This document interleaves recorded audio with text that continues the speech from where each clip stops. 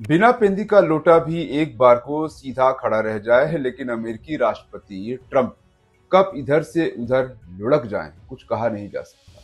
उनके double standard पर तो पूरी एक किताब लिखी जा सकती है। अप्रैल में जब उन्होंने पूरी दुनिया पर टैरिफ बम फोड़ा था, तो चीन के साथ उनकी झूठा पकड़ लड़ाई को पूरी दुनिया ने देखा था। नौबत यहां तक आ गई थी कि अमेरिका ने चीन पर 145% का टैरिफ ठोक दिया था, तो चीन ने भी बदले की भावना से एक 125% का टैरिफ अमेरिकी सामानों पर लगा दिया था। ये सब कुछ आपको याद है। तभी किसी ने ट्रंप साहब के कान में फुसफुसाकर बताया कि अरे सर, ये क्या कर रहे हैं? अगर चीन से पंगा लोगे तो हवाई चप्पल बनाने के भी लाले पड़ जाएंगे। तो मई में ट्रंप साहब ने चीन पर टैरिफ को सस्पेंड कर दिया, लेकिन इसकी मियाद खत्म होने के चंद घंटे पहले ही ट्रंप ने सोमवार को चीन पर टैरिफ को अगले 90 दिनों के लिए टाल दिया और फटाफट एक एग्जीक्यूटिव ऑर्डर पर दस्तखत कर दिए। नहीं तो ये अप्रैल वाले रेट 145% और 125% मंगलवार से ही लागू हो जाते।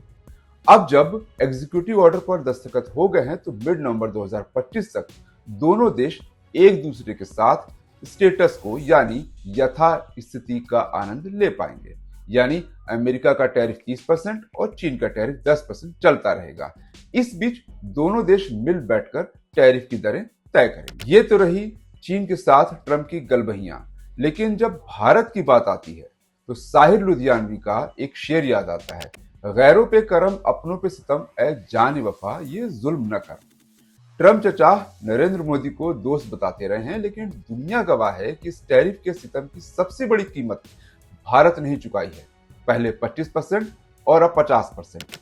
और जिस चीन से खिसियाए बैठे थे, उसको मौके पर मौका दिए जा रहे हैं।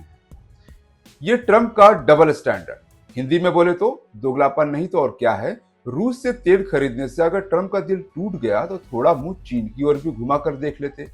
भारत और चीन रूस से रोजाना 18-18 लाख बैरल प्रतिदिन तेल खरीदते हैं। हालांकि रूस से तेल खरीदने पर पेनल्टी की धमकी वो दोनों को देते हैं, लेकिन कथनी और करनी में फर्क तब दिखता है जब वो भारत को तो टैरिफ की टेंशन देते हैं, चीन को एक्सटेंशन मिल जाता है। जरा इसके पीछे की साइकोलॉजी समझने की कोशिश करते हैं। आखिर ट्रंप ऐसा कर क्यों रहे हैं? दरअसल ट्रंप एक राष्ट्रपति के तौर पर कम, एक खाटी बिजनेस के तौर पर ज्यादा सोचते हैं। उन्हें रिश्तों में बैलेंस से ज्यादा प्रॉफिट लॉस की बैलेंस शीट में इंटरेस्ट है। मतलब ये कि अगर उन्हें किसी देश से फायदा नहीं हो रहा है, तो वो उसके साथ रिश्तों को उतनी तवज्जो नहीं देंगे। यही वजह है कि ट्रंप ने चीन को भारत के ऊपर रखा, क्योंकि चीन अमेरिका का सबसे बड़ा ट्रेडिंग पार्टनर है। साल 2024 में चीन का अमेरिका के साथ ट्रेड 582 बिलियन डॉलर का रहा था। इसमें 462.63 बिलियन डॉलर का सामान अमेरिका ने इंपोर्ट किया, जबकि 143 बिलियन डॉलर का सामान एक्सपोर्ट किया। जबकि भारत के साथ अमेरिका का व्यापार 128 बिलियन डॉलर का रहा था। इसमें अमेरिका का इंपोर्ट 87 बिलियन डॉलर और एक्सपोर्ट महज 41 बिलियन डॉलर का था। इससे ये तो साफ हो जाता है कि अमेरिका के लिए चीन ज्यादा जरूरी है, न कि भारत। क्योंकि अमेरिका के साथ चीन का ट्रेड का साइज भारत से करीब करीब 4 गुना बड़ा है। इसलिए दुनिया के सामने शेर बनने वाले ट्रंप चीन के सामने आते ही घुटने पर बैठकर मिमियाने लगते हैं।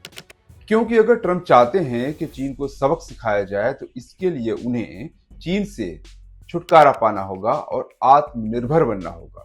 सारी मैन्युफैक्चरिंग चीन से शिफ्ट करके अमेरिका लानी होगी।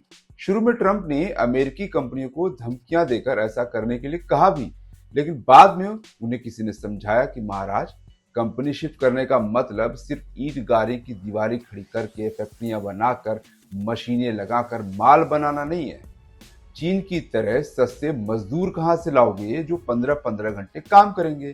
क्योंकि अमेरिका में माल बनाने का मतलब है कि प्रोडक्ट की लागत कई गुना बढ़ जाना, जिससे कंपनियों के मार्जिन कम हो जाएंगे, बिक्री घटेगी तो कंपनियों की बैलेंस शीट के प्राण पखेरु उड़ जाएंगे और अमेरिकी अर्थव्यवस्था, जिसमें पहले से ही टाट के पैबंद लगे हैं, तार तार हो जाएगी। ट्रंप को लगता है कि वो बहुत स्मार्ट हैं, लेकिन कई मौके पर जब उन्होंने यू टर्न लिया, तो अच्छे अच्छे बुद्धिजीवियों की समझ से परे हो गए। ट्रंप का दोहरा चरित्र सिर्फ रूस के साथ तेल खरीदने को लेकर ही नहीं है, बल्कि रूस और यूक्रेन के साथ चल रहे युद्ध को लेकर भी है। भारत हमेशा से ही दोनों देशों से कहता रहा है कि दोनों देशों को बातचीत के जरिए मसले का हल निकालना चाहिए, लेकिन ट्रंप का भारत का ये न्यूट्रल रुख नागवार गुजरा है।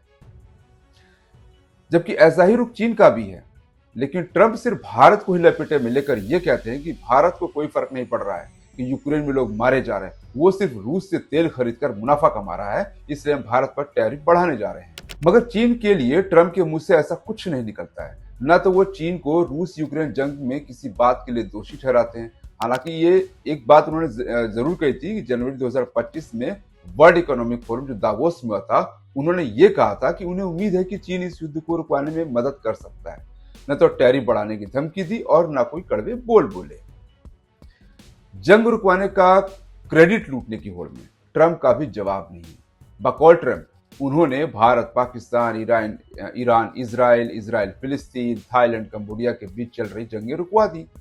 फिर खुद ही नोबेल शांति पुरस्कार के लिए बार बार छाती भी पीटने लगे। अपने पापा के लिए समर्थन जुटाने के लिए पाकिस्तान और इजराइल ने भी ताली बजाकर अपनी जिम्मेदारी निभाई। नोबेल शांति का पुरस्कार, वो भी ट्रंप को। क्या ऐसे मांग मांग कर लिया जाता है शांति पुरस्कार? वैसे भी ट्रंप की करनी और कथनी में फासला इतना बड़ा है कि दिमाग के तार फ्यूज हो जाए। जब पहलगाम में आतंकी हमला हुआ था, तब ट्रंप साहब कहां थे? पाकिस्तान पर सख्ती करने की बजाय यही ट्रंप, जिन्हें आतंकवाद के खिलाफ भारत के साथ खड़ा होना चाहिए था, उन्होंने पाकिस्तानी आर्मी जनरल आसिम मुनीर को व्हाइट हाउस में लंच पर बुलाया।